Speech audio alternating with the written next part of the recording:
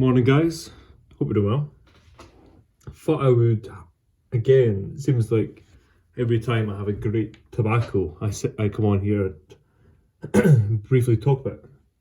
So it was my live, as always, on a Monday night, last night, and I thought I would take out some Christmas cheer. This one in particular is from 2016, and I have to say again, it was a sublime smoke. One of those pipes where you kind of don't want it to end, and the flavour's just progressing to where I described it towards the end. I was getting a flavour which I've not got before from this tobacco, where it was almost kind of like a really sweet brioche bun that was, say, piped or filled with kind of a brown sugar, kind of like a burnt brown sugar, kind of toffee or caramel or custard inside. Yeah, it was just fantastic. Although I said on the live that unfortunately this is the last tin of it I've got. I've had a few McClellands Red Virginia based vapors and straight Virginias over the last couple of years. I've had maybe 3 or 4 tins, but I've kind of smoked through them all. Apart from this one, which I opened at the start of the year. That was my last one. I was kind of humming and hawing whether I should open it or let it sit and age more, but then in the day it's 2016, it's got a good amount of age on it now already. But also it's just, it's a tobacco that could age for another 10, 15, 20 years. Kind of, it's got so much legs and life into it.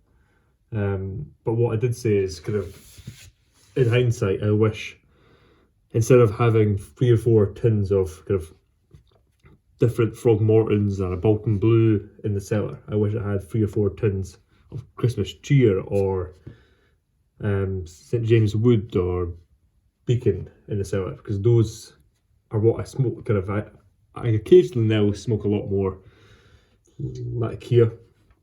Of course, I was kind of on a Latakia hiatus for about a year and a half, where I might have had 2 or 3 bowls in that period of time. Whereas I've always been into Virginias, and for the last good 2 or 3 years, Virginia Periques.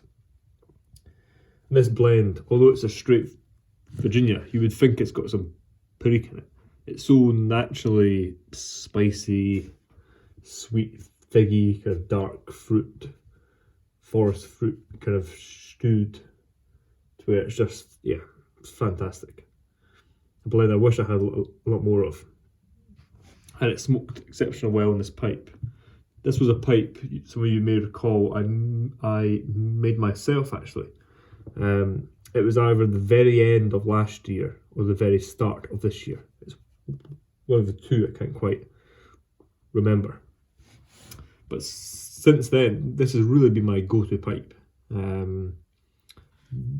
The size of it is perfect for me. The shaping, it kind of holds and clenches really well. A pipe I'm actually thrilled I made, because I would say comfortably 9 times out of 10 I reach for this pipe. And then when I don't, it's quite often the Silk Cut by Radice that I go for.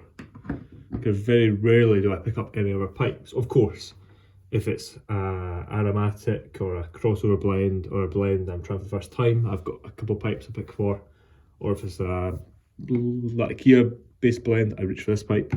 But in terms of straight Virginia and Virginia based tobaccos, I've got 4 pipes that I really have in rotation, but I really only go for this one now. I just get such a clean flavour and smoke from it, and it suits vapors extremely well. But yeah, don't want to hold you too long. Just wanted to kind of do what I did, I think it was last week or the week before, where I had a really good tobacco, a really good pipe, and I thought I would just highlight that experience. Because to me, it's rare I kind of get one of those really fantastic smokes. I quite often do get good smokes. Well, last night's pipe wasn't a kind of Nirvana pipe that we all talk about, but it was close to that. It was really performing well. And as you can see in the background, it's got 2 pipes there. Got this bent Dublin, which I put on the website on Saturday. I believe as of filming, this is still available. And the pipe next to it is a pipe I finished up yesterday evening, which will be, this is Tuesday morning, early morning, so that will be tomorrow. Wednesday's available, is in fact a bent Rhodesian, which came out fantastic. And I said last night on the stream when I quickly highlighted it, this camera doesn't do it justice at all. I'll have to make sure I get good photos and good video of it upstairs to really highlight the grain and the colouring of the pipe. But yeah, I'm gonna have a quick morning bowl and I'm gonna get to work. And I will see you guys on the next one. Cheers.